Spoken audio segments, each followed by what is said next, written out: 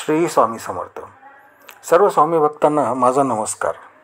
मंडळी, आज आपण मेंदू आणि जपमाळेचा गुप्त संबंध काय आहे, त्यामध्ये आध्यात्मिक विज्ञान हे आपल्याला काय सांगतं हे आपण आज पाहणार आहोत. आपण रोज जपमाळा हातात घेऊन मंत्र जप करतो, जसे ओम नमः शिवाय, ओम श्री रामाय नमः किंवा इतर कुठलेही पवित्र नाम. पण आपण कधी विचार केला आहे का की या माळेचा आपल्या मेंदूशी काय संबंध आहे? ही फक्त श्रद्धेची गोष्ट आहे की यामागे काही विज्ञानही आहे?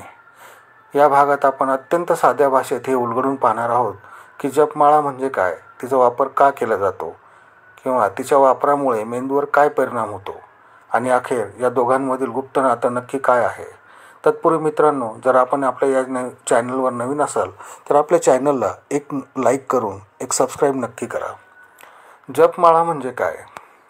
माळेची रचना आपण पाहूयात. जपमाळा म्हणजे 108 मण्यांची एक माळ असते. काही माळा 54, 27 किंवा 21 मण्याच्याही असतात. प्रत्येक मणी हे एक मंत्र जपाचं प्रतीक असतो. एक मुख्य मणी असतो ज्याला सुमेरू किंवा गुरुमणी म्हणतात.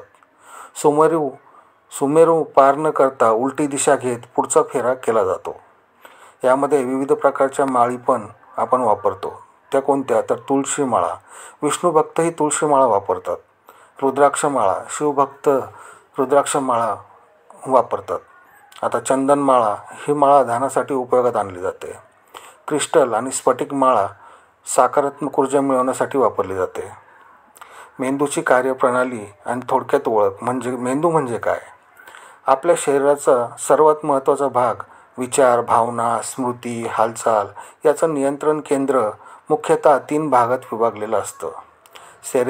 सेरेब्रल कॉर्टेक्स याच्यामध्ये विचार आणि स्मरणशक्ती व निर्णय घेण्याची क्षमता असते. लिंबिक सिस्टीम म्हणजे भावना, उत्स्फूर्त प्रतिक्रिया यामध्ये आढळतात. ब्रेनस्टेम म्हणजे श्वास, हृदयाचे ठोके, झोप यावर हे नियंत्रण करतं. मेंदूची स्थिती म्हणजे वेव्ह पॅटर्न्स. आता ह्या वेव्ह पॅटर्न्समध्ये 5 गोष्टी येतात.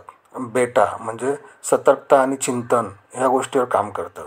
अल्फा ध्यान आणि विश्रांती. थीटा स्वप्न आणि अंतर्मुखता.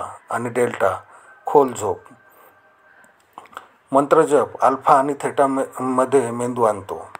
जपमाळा आणि हाताची बोटं, नाडी आणि मेंदूचा संबंध काय? आपली बोटं मेंदूच्या विशिष्ट भागांशी जोडलेली असतात.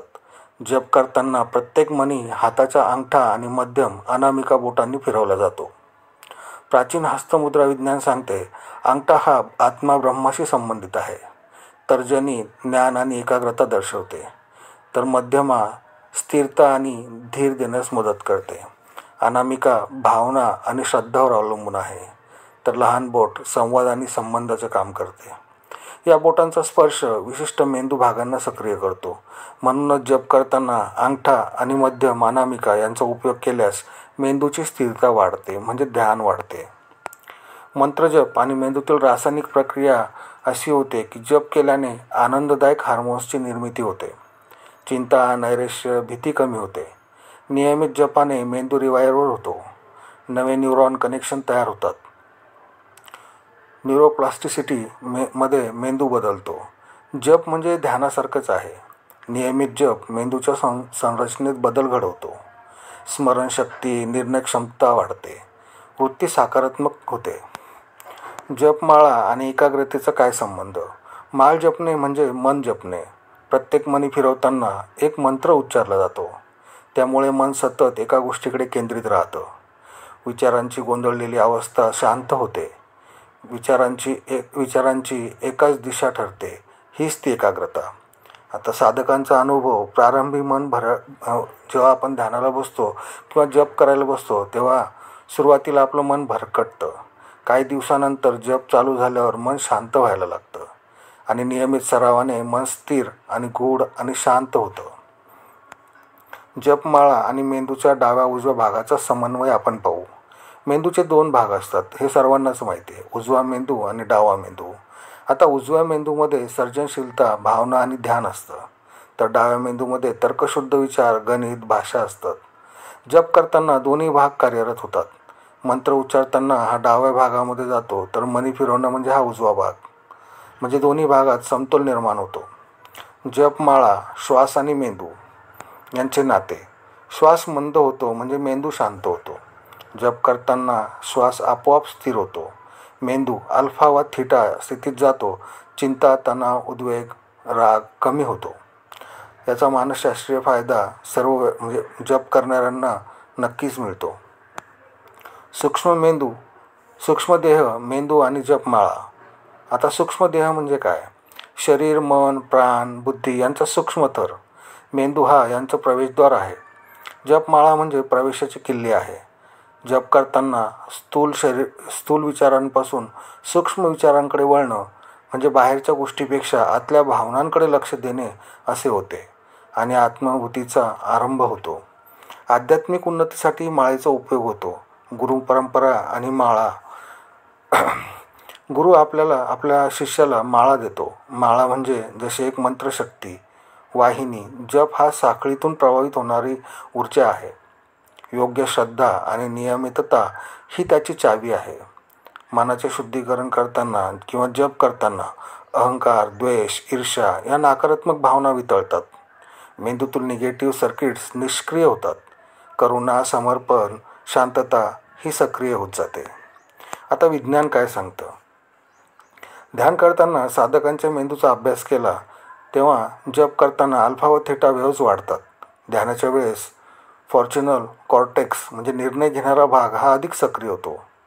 आता डिफॉल्ट मोड नेटवर्क म्हणजे मन भटकवणारी प्रणाली ही कमी होते. MRI स्कॅन निष्कर्ष असा सांगतो की ध्यान व जपाने मेंदूची थिकनेस वाढते. मेंदू वयाच्या मनाने धीमा होत नाही. वृद्ध व्यक्तींमध्येही स्मरणशक्ती जपाने किंवा ध्यानाने वाढते. आधुनिक मानसशास्त्र सांगतं की कंटिन्यू थेरपीमध्येही जप वापरतात. ही संकल्पना विकसित मनामध्ये साध्य होते. नियमित जप करणाऱ्यांमध्ये कमी स्ट्रेस हार्मोन्स, चित्त एकाग्र, भावना नियंत्रण आणि भावनिक समज वाढलेली दिसते. जपमाळा हे फक्त धार्मिक वस्त्र नाही, ती एक वैज्ञानिक उपकरण आहे. ती मनाच्या चंचलतेला थोपवते. ती मेंदूला स्थिर करते. शांत व खोल विचारक्षम बनवते. जपमाळा हे आपल्या मेंदूचा रिमोट कंट्रोल आहे. तिच्या माध्यमातून आपण स्वतःकडे आणि आपल्या आत्म्याकडे पोहोचतो. जप म्हणजे शब्दांचा उच्चार नव्हे, तो आत्म्यांचा स्पंदन असतो. मेंदू आणि माळ यांचा मिलाफ म्हणजे आत्मशोधाची सुरुवात असते. हाच तो गूढ संबंध जिथे श्रद्धा, विज्ञान, अध्यात्म आणि मनाची दिशा सगळं एका सूत्रात गुंफलेलं आहे. मित्रांनो, ही माहिती तुम्हाला आवडली असेल तर आपल्या चॅनलला एक लाईक करून सबस्क्राईब नक्की करा. भेटूया पुढच्या अशाच आध्यात्मिक प्रवासामध्ये. धन्यवाद.